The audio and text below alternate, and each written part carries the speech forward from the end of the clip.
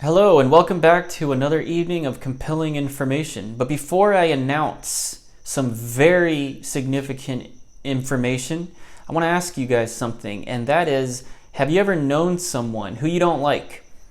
Or known someone who you did like and then you start not to like, so you start to have a bunch of negative thoughts about this person. And then all of a sudden, the next time you see them, you notice a change in their tone of voice, or you notice a change in their attitude towards you.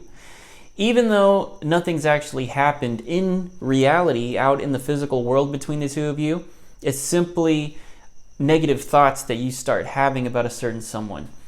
Just having those negative thoughts alone changes your guys' relationships. Have you ever had this experience? Well, a lot of people have. And the reason why this is because of, one, the collective unconsciousness, which is a collective connectivity between all people that exists here in this dimension, where you can look at a bunch of individuals as like islands, and on the surface of the ocean they all appear to be separated, but then when you look underneath the ocean they actually happen to be all connected. Well, this is a metaphor for the collective unconsciousness, but it's not just a metaphor, because there actually is a geomagnetic field that exists on Earth. There's also an electromagnetic field called the Schumann resonance. And there's also a compound inside of our brains called magnetite.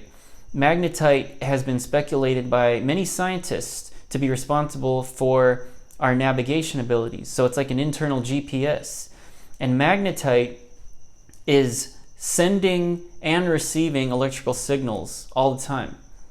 And that's how we're able to orient ourselves, and we're able to know where true north is, and we can know where south, east, and west is because of that. And that's how we can get around. But there is electricity throughout the entire universe. It's filled with it. And it's really a miracle phenomenon that nobody really knows how it works. We just know how to direct it. And without electricity, there would be no appliances. We couldn't have any of the technology that we all rely on nowadays. And so we are electrical beings. And you could look at electricity like you look at oxygen or you look at blood. Electricity is as important, if not more. It's even how all the organs in our bodies regulate properly. It's how our minds command, our subconscious minds command and control all of our bodily functions. It has to travel through this electricity. So getting back to negative thoughts about someone that you know, is when you have negative or positive thoughts, you are sending them out via magnetite. And that's why whoever you're thinking negatively about will start to feel negative about you too, once you start to think negatively about them. And here's the weird part. It's which came first, the chicken or the egg? Are you having negative thoughts about them because they're first having negative thoughts about you? Or is it vice versa? But do this thought experiment. Pick someone in your life who you're not that fond of, or that you are okay with, and just start to think about all the things you don't like about them. And just really build it up in your imagination and fill it with emotion. See, this is the most important thing. They call emotions an emotional charge for a reason. And it's because emotions have more electricity than any other thought. An emotion is a feeling, but thoughts lead to feelings. So that's why memories, when you have an experience, any experience that you have that has an emotional charge, is imprinted and absorbed that much more by your subconscious mind and by your body. Because you got to remember that memories are stored in your body. And that's why time tends to heal a lot of wounds, emotional wounds. Time tends to heal a lot of emotional wounds because it is in the body. And over time, the body can actually vent out these emotions from the experience because it's electricity.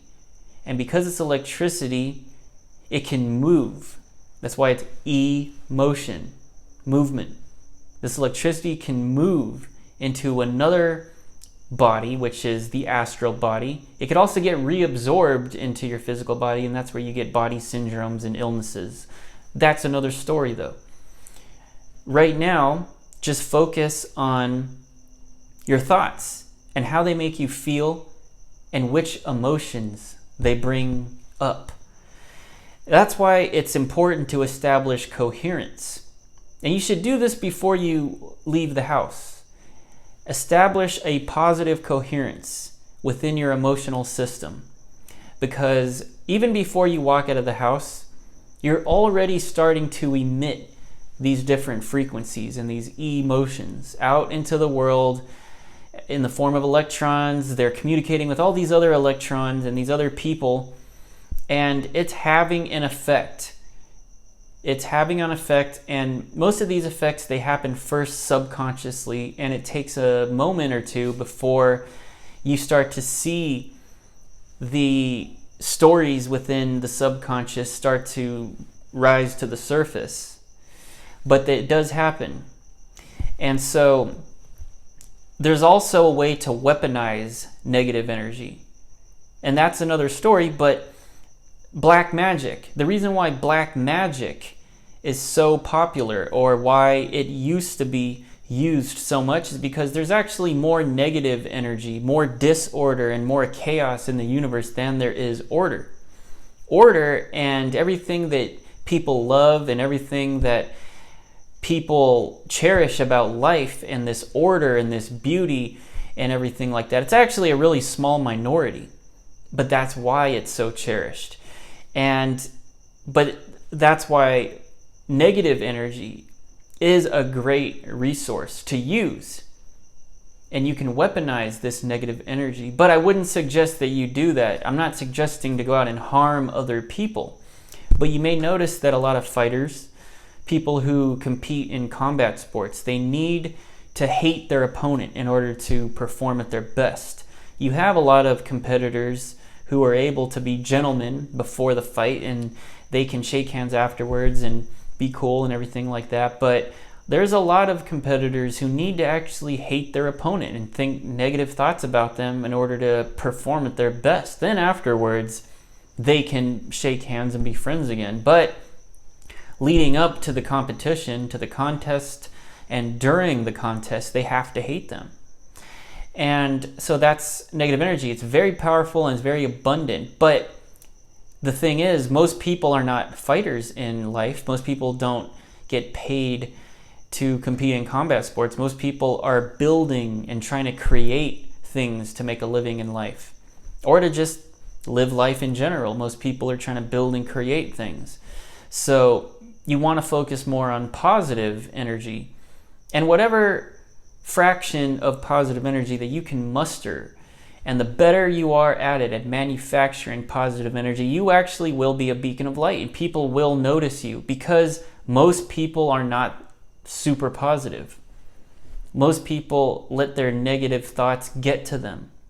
So like people who can maintain really positive attitudes even in the face of a lot of setbacks and tribulations are noticeable, and people can see them and walk by them on the street, and there's just something different about them.